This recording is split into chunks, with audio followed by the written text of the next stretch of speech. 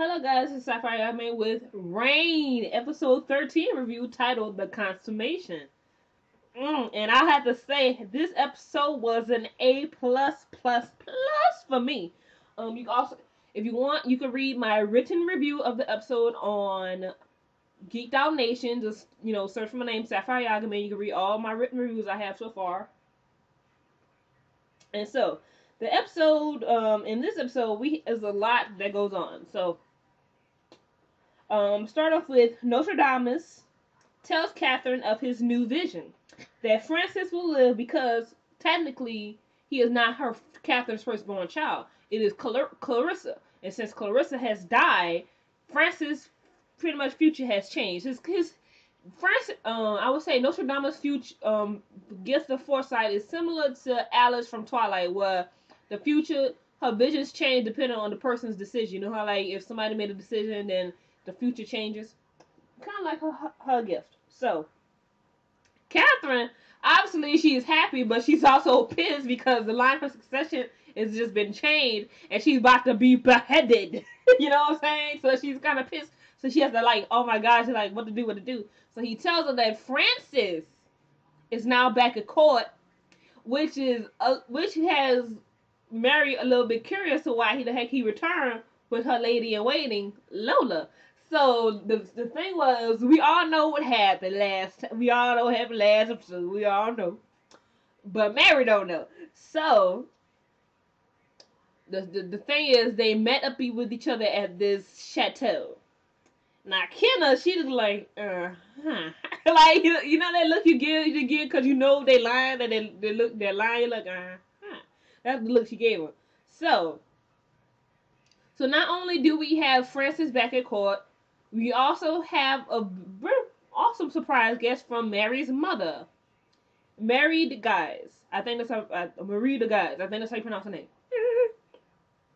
So, since Francis is now back, Catherine goes to find her son and begs and tells Francis that the vision that Nostradamus has changed, and you need to go to Mary and pretty much, like, confess your love to her or something, but you need to marry her.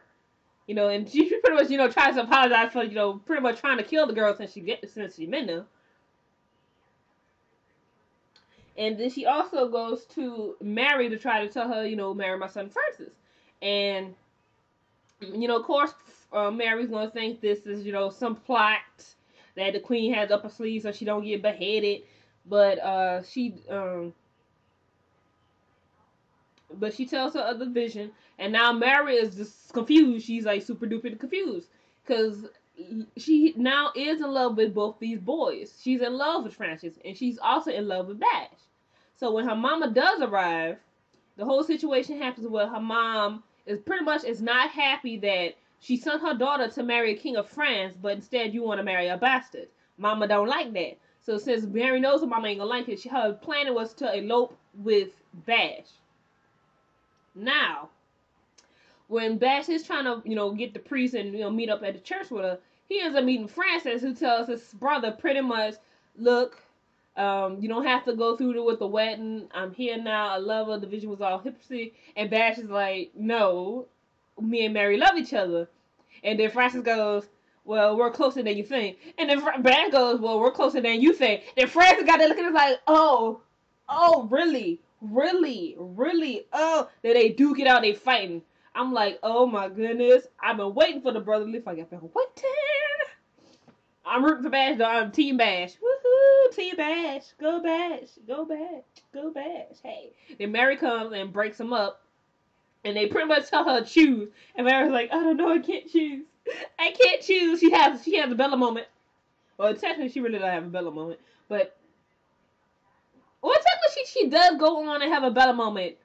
I'm gonna get to that part where she has a Bella moment. But she is, like, literally torn between, like, oh my god, who should I choose?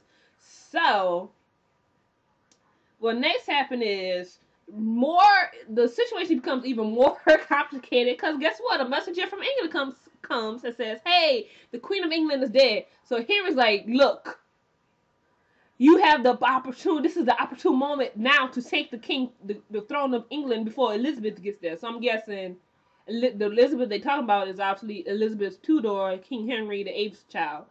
So He's like, you will get the throne of England, and I don't care which son you marry, but you're gonna marry one of my sons, and it's gonna be tonight. And Mary goes, I will not be bullied by a king like you. You know, does she get all proper and stuff? And I'm like, oh snap, it is going down.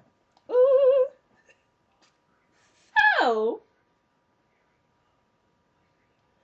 the queen, to help Mary with her situation, she gives her apartment staying in this from the Vatican.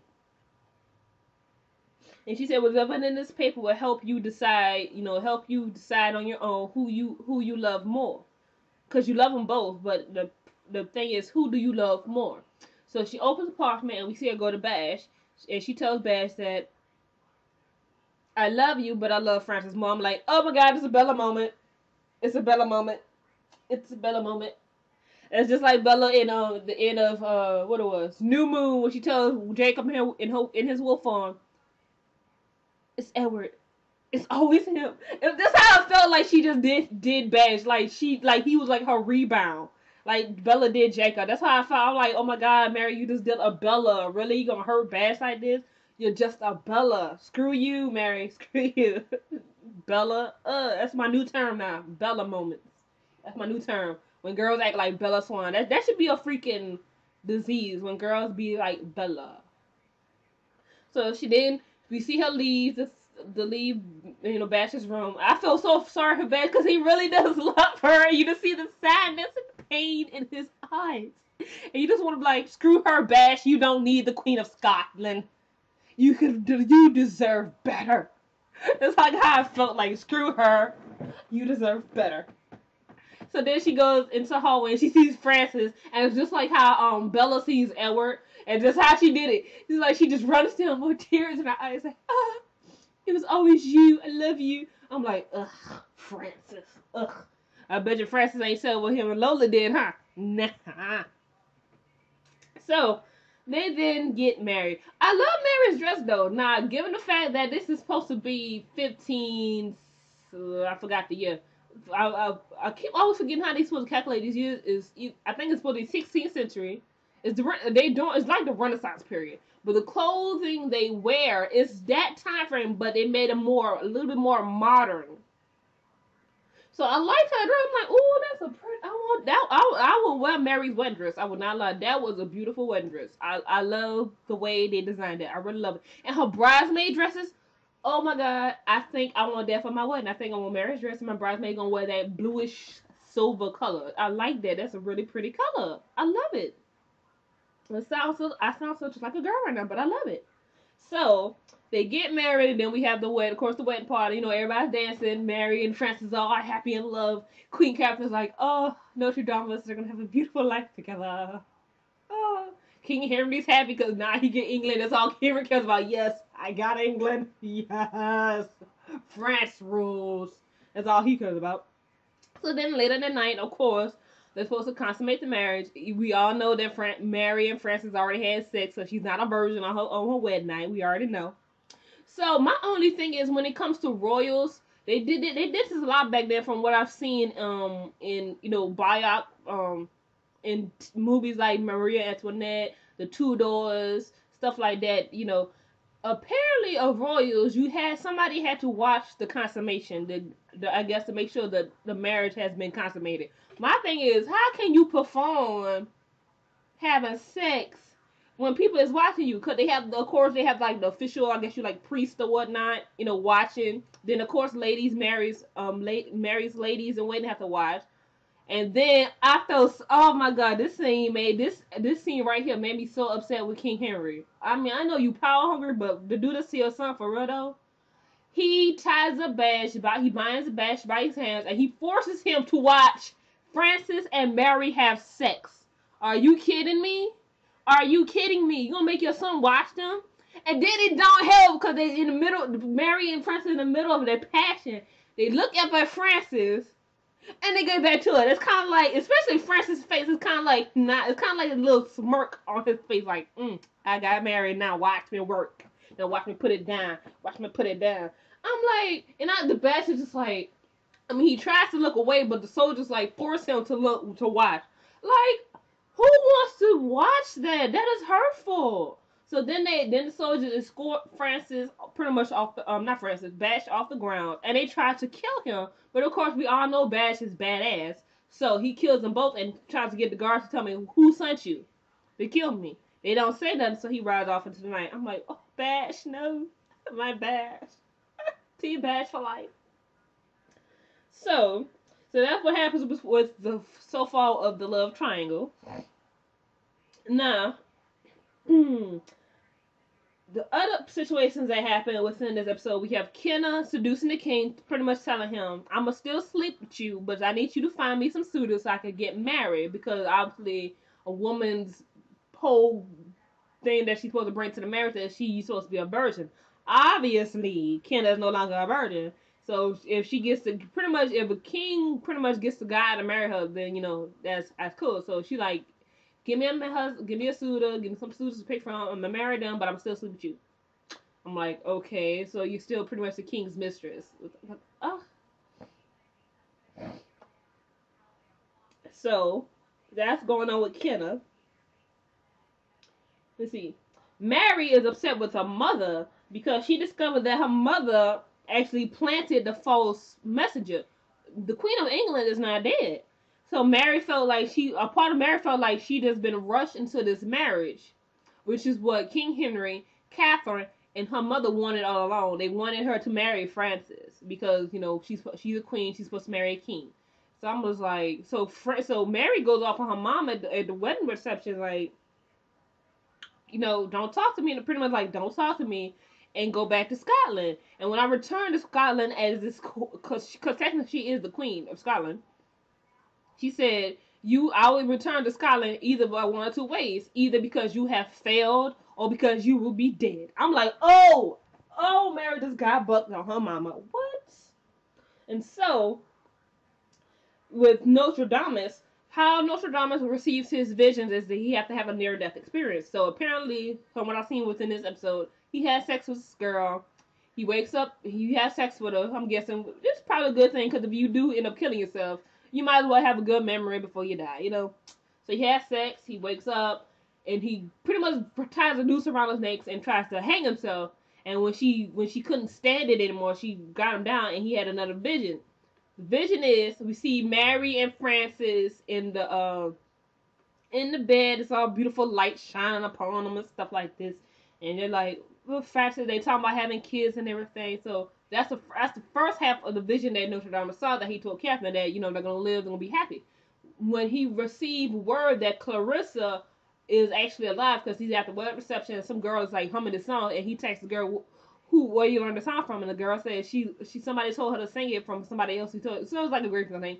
I got the message from somebody who knew somebody, and he goes to the gravesite. Clarissa is gone. Her body is not there, because they didn't really bury her. They just laid her up on the ground. She is gone. So since Clarissa is not dead, the future for Francis changes. So we see the full-blown vision. Mary is telling Francis to fight. We only been together a year, and then we see blood coming out of Francis's ear, and he dies.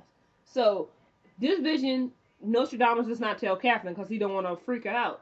Because Francis and Mary, they're married now. It's about to go down. So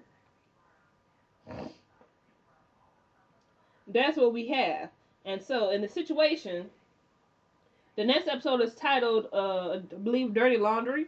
So obviously we know what's going to pop up in Dirty Laundry. Because, these are royals. We know stuff is about to go down up the hill.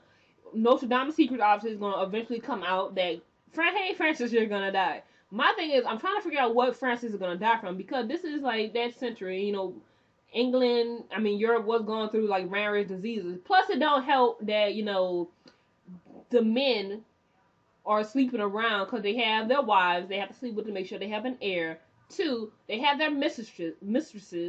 3, then they have the woman after the mistresses, which is like they the girls they just sleep with. So you talking about, you got the men constantly doing all this sleeping around. Plus, it's not like today, well, we have certain medicine and stuff. You talking about prostitution and whatnot. You talking about sexually transmitted diseases they didn't have a name yet. They just, all these diseases going around. So you have all this going around. So that's what I'm guessing that Francis might die from. He might die from a sexually transmitted disease. or he might get an infection of sort. It's gonna be some sort of disease. I don't know how he gonna get it. Then of course, what also I'm pretty sure is gonna happen in Dirty Laundry is the fact that the fact that Lola lost her virginity to Francis is gonna come back, and I'm like, Mary is not gonna like that, but I'm pretty sure Francis gonna be like, I'm the king, and blah blah blah blah. I'm gonna be like, F you, that's no excuse because you're the king. I'm the queen. You don't see me sleeping around. Well, technically she can't because she is a woman, but it's the whole double standards of being a man and a woman kind of sucks. So that was episode 13 of Reign, titled "The Consummation." I just felt so bad for Badge. I felt so sorry for him. Truly, I do feel sorry for him. That's so messed up. Making him sit down and making him watch his brother Francis and the woman he loves Mary have sex. That's dirty. I'm sorry, but that is dirty. That's wrong. That is wrong. He didn't come to this wedding ceremony for a reason, but you gonna make him watch his brother and his girl he like have sex. That's some dirt. That's I will see you guys next time for Reign, episode 14, titled Dirty Laundry. Comment, rate, subscribe. Tell me what you thought about the episode. Tell me if you're Team Francis or Team Bash. Tell me what you like about Mary. Did you think Mary made a good decision in marrying Francis, or you think she should have been with Bash? Personally, I think she should have been with Bash. That's just me. That's just me. So anyway, again, comment, rate, subscribe, and I'll see you guys next time. Bye.